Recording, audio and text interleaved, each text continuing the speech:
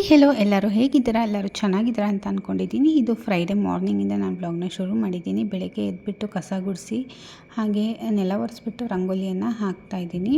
ಬೆಳಗ್ಗೆನೇ ಫ್ರೈಡೇ ಮೊದಲು ಈ ಕೆಲಸ ಮಾಡಿಬಿಟ್ರೆ ಆಮೇಲೆ ಬೇರೆ ಕೆಲಸ ಎಲ್ಲ ಮಾಡ್ಕೋಬೋದು ಅಂತ.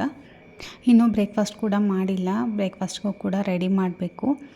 ಫಸ್ಟು ಇದೆಲ್ಲ ಕ್ಲೀನ್ ಮಾಡ್ಕೊಂಬಿಡೋಣ ಅಂತಂದು ಕಸ ಗುಡಿಸಿ ನೆಲ ಒರೆಸಿ ಮನೆ ಒಳಗಡೆ ಎಲ್ಲ ಕ್ಲೀನ್ ಮಾಡ್ಕೊಂಡಿದ್ದೀನಿ ಆಲ್ರೆಡಿ.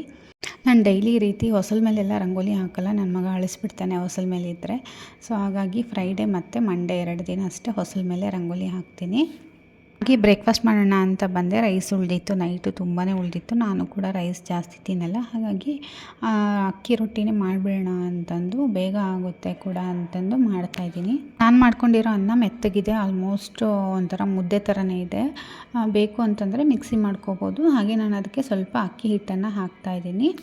ಹಾಗೆ ಒಂದು ಚಿಕ್ಕದಾಗಿ ಹೆಚ್ಚಿರುವಂಥ ಈರುಳ್ಳಿ, ಸ್ವಲ್ಪ ಕರಿಬೇವು, ಸ್ವಲ್ಪ ಕೊತ್ತಂಬರಿ, ಹಾಗೆ ಒಂದು ಕ್ಯಾರೆಟನ್ನು ತುರಿದಿಟ್ಕೊಂಡಿದ್ದೆ, ಅದನ್ನು ಕೂಡ ಹಾಕ್ತಾಯಿದ್ದೀನಿ. ಮತ್ತು ಸಬ್ಬಸಿಗೆ ಸೊಪ್ಪಿದ್ರೂ ಕೂಡ ಹಾಕೋಬೋದು. ಸೊಪ್ಪು ಯಾವುದೂ ಇರಲಿಲ್ಲ, ಸೊ ಹಾಗಾಗಿ ಹಾಗೆ ಮಾಡ್ತಾಯಿದ್ದೀನಿ. ಆಲ್ರೆಡಿ ಅನ್ನಕ್ಕೆ ಉಪ್ಪಾಗಿರೋದ್ರಿಂದ ಸ್ವಲ್ಪನೇ ಉಪ್ಪು ಹಾಕಬೇಕಾಗುತ್ತೆ. ನಾವು ಅಕ್ಕಿ ಹಿಟ್ಟು ಎಷ್ಟು ತೊಗೊಂಡಿರ್ತೀವೋ ಅಷ್ಟಕ್ಕೆ ಉಪ್ಪನ್ನು ಹಾಕ್ತಾಯಿದ್ದೀನಿ ನಾನಿಲ್ಲಿ. ಅದಾದಮೇಲೆ 1 ಚಮಚ ಜೀರಿಗೆನ ಹಾಕ್ತಾಯಿದ್ದೀನಿ. ಎಲ್ಲನೂ ಹಾಕಿಬಿಟ್ಟು ನೀಟಾಗಿ ಮಿಕ್ಸ್ ಮಾಡ್ಕೊತಾ ಇದ್ದೀನಿ. ಅನ್ನ ಹಾಕಿರೋದ್ರಿಂದ ಕೈಗೆ ಹಿಟ್ಟು ಅಂಟುತ್ತೆ, ಹಾಗಾಗಿ ಸ್ವಲ್ಪ ಎಣ್ಣೆನ ಹಾಕಿಬಿಟ್ಟು ಹಿಟ್ಟನ್ನು ಕಲಸಿಟ್ಕೊಳ್ಳಿ. ಚಪಾತಿ ಹಿಟ್ಟಿನ ಅದಕ್ಕೆ ಕಲಸಿದ್ರೂ ಆಯಿತು, ಸ್ವಲ್ಪ ಮೆತ್ತಗೆ ಕಲಸಿದ್ರೂ ಆಯಿತು, ತುಂಬ ಚೆನ್ನಾಗಿ ಬರುತ್ತೆ. ನಾನಿಲ್ಲಿ ಆಯಿಲ್ ಶೀಟ್ನ ತೊಗೊಂಡಿದ್ದೀನಿ. ಅದಕ್ಕೆ ಸ್ವಲ್ಪ ಎಣ್ಣೆನ ಹಾಕಿಬಿಟ್ಟು 1 ಚಪಾತಿ ಹಿಟ್ಟಷ್ಟು, ನಾವು ಎಷ್ಟು ಚಪಾತಿ ಹಿಟ್ಟಿಗೆ ತೊಗೊತೀವೋ ಅಷ್ಟು ಹಿಟ್ಟನ್ನು ತೊಗೊಂಡ್ಬಿಟ್ಟು ಈ ರೀತಿ ಸ್ಪ್ರೆಡ್ ಮಾಡ್ಕೊತ ಬರಬೇಕು. ನಾನು ಲಟ್ಟಣಿಗೆಯಿಂದ ಉದ್ಕೊಂಡಿದ್ದೀನಿ ಸ್ವಲ್ಪ. ಅದಾದಮೇಲೆ ಸ್ವಲ್ಪ ಕೈಯಿಂದ ತಟ್ಕೊಂಡಿದ್ದೀನಿ.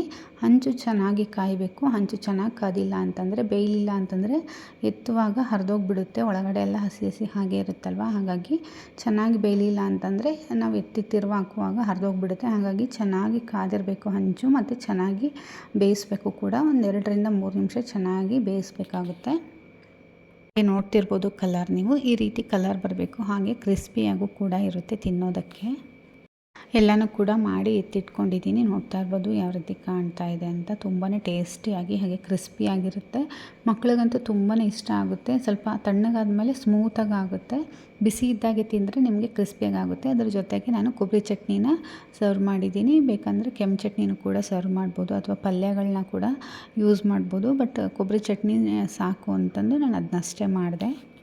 ಸೊ ಬ್ರೇಕ್ಫಾಸ್ಟೆಲ್ಲ ರೆಡಿ ಮಾಡಿ ಇಟ್ಬಿಟ್ಟು ಅದಾದಮೇಲೆ ನನ್ನ ಹಸ್ಬೆಂಡ್ಗೆ ಐರನ್ ಮಾಡಬೇಕಿತ್ತು, ಹಾಗಾಗಿ ಐರನ್ ಮಾಡಿ ಎತ್ತಿಟ್ಬಿಟ್ಟೆ. ನಮ್ಮ ಖುಷಿಲ್ಗೆ ಈಗ ಮುಂಚೆ ಥರ ಹಾಲು ಕೊಡಲ್ಲ. ಬೆಳಗ್ಗೆ ಎದ್ದ ತಕ್ಷಣ ಹಾಲು ಕುಡಿದ್ರೆ ಬ್ರೇಕ್ಫಾಸ್ಟ್ ತಿನ್ನೋದಕ್ಕೆ ಸ್ವಲ್ಪ ಹಠ ಮಾಡ್ತಾಯಿದ್ದ. ಹಾಗಾಗಿ ಒಂದು 9 ಗಂಟೆ 9:30 ಅಷ್ಟೊತ್ತಿಗೆ ಬ್ರೇಕ್ಫಾಸ್ಟ್ ತಿನ್ನಿಸ್ಬಿಡ್ತೀನಿ. ಇವಾಗ ತಿಂಡಿ ನೋಡಿದ ತಕ್ಷಣ ತೊಗೊಂಬ ತಿನ್ನಿಸು ಅಂತಿರ್ತಾನೆ. ಮುಂಚೆ ಥರ ಹಠ ಮಾಡಲ್ಲ ಇವಾಗ. ಹಾಗಾಗಿ ಹಾಲನ್ನ ಸ್ವಲ್ಪ ಕಡಿಮೆ ಮಾಡಿದ್ದೀನಿ. ಮೊನ್ನೆ ಡಾಕ್ಟರ್ ಹತ್ರ ಹೋದಾಗೂ ಕೂಡ ಡಾಕ್ಟ್ರು ಹಾಲನ್ನ ಕಡಿಮೆ ಮಾಡಿ ಅಂತಂದು ಹೇಳಿದರು. ಸೊ ಹಾಗಾಗಿ ಹಾಲು ಸ್ವಲ್ಪ ಕಡಿಮೆನೇ ಕೊಡ್ತಾಯಿದ್ದೀನಿ. ಹಾಗೆ ನನ್ನ ಹಸ್ಬೆಂಡು ನಾನು ಪೂಜೆ ಮಾಡ್ತೀನಿ ಅಂತಂದು ಹೇಳಿದ್ದಕ್ಕೆ ಎಲ್ಲ ಕ್ಲೀನ್ ಮಾಡಿ ಕೊಡ್ತಾ ಇದ್ದಾರೆ. ದೇವ್ರ ಪೂಜೆ ಸಾಮಾನೆಲ್ಲನೂ ಕೂಡ ತೊಳ್ಕೊಟ್ಟಿದ್ರು. ಸೊ ಎಲ್ಲ ಕಟ್ಟೆ ಎಲ್ಲ ಒರೆಸ್ಕೊಡ್ತೀನಿ, ಮಾಡು, ನನಗೆ ಟೈಮ್ ಆಗುತ್ತೆ ಅಂತಂದು ಹೇಳಿದ್ರು. ಹಾಗಾಗಿ ನಾನೇ ಈಗ ಸ್ನಾನ ಮಾಡಿ ಪಾಪುಗೆ ಸ್ನಾನ ಮಾಡಿಸಿ ಮಲಗಿಸ್ಬಿಟ್ಟೆ. ಅದಾದಮೇಲೆ ನಾನು ಸ್ನಾನ ಮಾಡಿ ಪೂಜೆ ಮಾಡ್ತಾಯಿದ್ದೀನಿ. ಅವನೇನಾದರೂ ಎದ್ದರೆ ನನಗೆ ಪೂಜೆ ಮಾಡೋದಕ್ಕೆ ಬಿಡಲ್ಲ. ಹಾಗಾಗಿ ಅವನು ಎದ್ದೇಳೋ ಅಷ್ಟರಲ್ಲಿ ಪೂಜೆ ಮಾಡಿ ಮುಗಿಸ್ಬಿಡ್ಬೇಕು ಅಂತಂದು ಬೇಗ ಪೂಜೆ ಮಾಡ್ತಾಯಿದ್ದೀನಿ. ಅರಿಶಿನ ಕುಂಕುಮ ವಿಭೂತಿ ಎಲ್ಲ ಫಸ್ಟ್ ಹಚ್ಕೊಂಡ್ಬಿಡ್ತೀನಿ. ಅದಾದಮೇಲೆ ಪೂಜೆ ಮಾಡೋದು ಯಾವಾಗಲೂ ಕೂಡ. ಹಾಗೆ ಪೂಜೆ ಮಾಡಬಾರ್ದು ಬರೆ ಹಣೀಲಿ ಅಂತಂದು ಹೇಳ್ತಾರೆ. ಹಾಗಾಗಿ ಅರಿಶಿನ ಕುಂಕುಮ ಮತ್ತು ವಿಭೂತಿ ಇದು 3 ಇರಲೇಬೇಕು. ಇಟ್ಕೊಂಡ್ಬಿಟ್ಟು ಪೂಜೆ ಮಾಡ್ತಾಯಿದ್ದೀನಿ. ನಾನು ಎಡಗೈಯಲ್ಲಿ ಪೂಜೆ ಮಾಡ್ತಿದ್ದೀನಿ ಅಂತ ಅಂದ್ಕೊಬೇಡಿ. ಅದು ಫ್ರಂಟ್ ಕ್ಯಾಮ್ರಾದಲ್ಲಿ ನಾನು ಶೂಟ್ ಮಾಡಿದ್ದೀನಲ್ವ, ಹಾಗಾಗಿ ಫ್ರಂಟ್ ಕ್ಯಾಮ್ರಾದಲ್ಲಿ ಅದು ಲೆಫ್ಟ್ ಹ್ಯಾಂಡೇ ತೋರಿಸುತ್ತೆ ನಿಮಗೆ. ನಾನು ಬಲಗೈಯಲ್ಲೇ ಪೂಜೆ ಮಾಡಿರೋದು. ಕೆಲವೊಬ್ಬರು ಕನ್ಫ್ಯೂಸ್ ಆಗಿಬಿಡ್ತಾರೆ, ಎಡಗೈಯಲ್ಲಿ ಯಾರಾದರೂ ಪೂಜೆ ಮಾಡ್ತಾರಾ ಅಂತಲೂ ಅಂದ್ಬಿಡ್ತಾರೆ. ಹಾಗಾಗಿ ಹೇಳೋದು ಆಸೆ ಅಲ್ವಾ, ಅದಕ್ಕೋಸ್ಕರ ಹೇಳ್ತಾ ಇದ್ದೀನಿ. ಎಡಗೈಯಲ್ಲ, ಅದು ಬಲಗೈಯಲ್ಲೇ ಪೂಜೆ ಮಾಡ್ತಾ ಇರೋದು. ನಾನು ಇನ್ನೇನು ಪೂಜೆ ಆಯಿತು, ಮಂಗಳಾರತಿ ಮಾಡ್ತಾಯಿದ್ದೆ. ನನ್ನ ಮಗ ಎದ್ದ ಅಷ್ಟೊತ್ತಿಗೆ. ನಾನು ಯಾವಾಗಲೂ ಅಷ್ಟೇ, ನಾನು ಯಾವಾಗ ಸ್ನಾನ ಮಾಡ್ಕೊಂಬಂದು ಪೂಜೆ ಮಾಡೋಷ್ಟರಲ್ಲೇ ಅವ್ನು ನಿದ್ದೆ ಆಗೋಗ್ಬಿಡುತ್ತೆ. ನಾನು ಎಲ್ಲೆಲ್ಲಿ ಹೋಗ್ತೀನಿ ಅಲ್ಲೆಲ್ಲ ಬರ್ತಾಯಿದ್ದಾನೆ. ಬಾರೋ ಆರತಿ ತಗೋ ಅಂತಂದರೆ ಬರ್ತಾನೆ ಇರಲಿಲ್ಲ. ವಾಷಿಂಗ್ ಮಿಷಿನ್ನು ರೌಂಡ್ ಹಾಕ್ತಾ ಇರುತ್ತೆ ನಮ್ಮ ಮನೇಲಿ. ಆ ವಾಷಿಂಗ್ ಮಿಷಿನ್ ಸೌಂಡ್ ನೋಡ್ಕೊತ ನಿಂತ್ಕೊಂಡ್ಬಿಡ್ತಾನೆ. ಅಲ್ಲಿ ಯುಟಿಲಿಟಿ ಹತ್ರ ಹೋಗಿಬಿಟ್ಟು ನಾನೇ ಕರ್ಕೊಂಬಂದು ಆಮೇಲೆ ಮಾಡಿಸ್ದೆ. ಅವನಿಗೂ ಕೂಡ ವಿಭೂತಿ ಹಚ್ಚಿರಲಿಲ್ಲ, ಸ್ನಾನ ಮಾಡಿಸಿ ಹಂಗೆ ಮಲಗಿಸ್ಬಿಟ್ಟಿದ್ದೆ. ಹಾಗಾಗಿ ಅವನಿಗೆ ವಿಭೂತಿ ಹಚ್ಬಿಟ್ಟು ಮಂಗಳಾರತಿ ಕೊಟ್ಟೆ. ನಾನು ಮಂಗಳಾರತಿ ತೊಗೊಂಡೆ. ಸದ್ಯಕ್ಕೆ ಎಲ್ಲ ಪೂಜೆ ಆಗೋಯಿತು. ಇಲ್ಲ ಅಂತಂದರೆ ಪೂಜೆ ಮಾಡೋದಕ್ಕೆ ಬಿಡ್ತಾ ಇರಲಿಲ್ಲ. ಹೂವು, ಆಮೇಲೆ ಅರಿಶಿನ ಕುಂಕುಮ ಇದೆಲ್ಲ ಬೇಕು ಆಟ ಆಡೋದಕ್ಕೆ. ಪೂಜೆ ಮಾಡ್ತೀವಿ ಅಂತಂದರೆ ಅವನು ಅದೇ ಥರನೇ ಪೂಜೆ ಮಾಡೋದಕ್ಕೆ ಹೋಗ್ತಾನೆ. ಹಾಗಾಗಿ ಇದ್ದಿದ್ರೆ ತುಂಬ ಆಟ ಮಾಡ್ತಾನೆ. ಅವ್ನು ಮಲ್ಕೊಂಡಾಗಲೇ ಬೇಗ ಬೇಗ ಪೂಜೆ ಎಲ್ಲ ಮಾಡಿಕೊಂಡೆ. ಹಾಗೆ ನಾನು ಕೂಡ ಬ್ರೇಕ್ಫಾಸ್ಟ್ ಮಾಡಿಕೊಂಡೆ. ಅದಾದಮೇಲೆ ಪಪ್ಪಾಯ ಹಣ್ಣಿತ್ತು, ಹಾಗಾಗಿ ಪಪ್ಪಾಯ ಹಣ್ಣು ತುಂಬಾ ಹಣ್ಣಾಗಿಬಿಟ್ಟಿತ್ತು.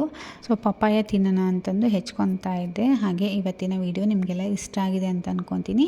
ಈ ವಿಡಿಯೋ ಇಷ್ಟ ಆದರೆ ದಯವಿಟ್ಟು ಒಂದು ಲೈಕ್ ಕೊಡೋದನ್ನ ಮಾತ್ರ ಮರಿಬೇಡಿ. ಹಾಗೆ ನಮ್ಮ ಚಾನಲ್ಗೆ ಇನ್ನೂ ಯಾರಾದರೂ ಸಬ್ಸ್ಕ್ರೈಬ್ ಆಗಿಲ್ಲ ಅಂದರೆ ಬೇಗ ಬೇಗ ಸಬ್ಸ್ಕ್ರೈಬ್ ಮಾಡ್ಕೊಳ್ಳಿ. ಹಾಗೆ ಪಕ್ಕದಲ್ಲಿರುವಂಥ ಬೆಲ್ ಐಕನ್ನು ಕೂಡ ಕ್ಲಿಕ್ ಮಾಡಿ. ಹಾಗೆ ಈ ವಿಡಿಯೋನ ನಿಮ್ಮ ಫ್ರೆಂಡ್ಸ್ ಆ್ಯಂಡ್ ಫ್ಯಾಮಿಲಿಗೂ ಕೂಡ ಶೇರ್ ಮಾಡಿ.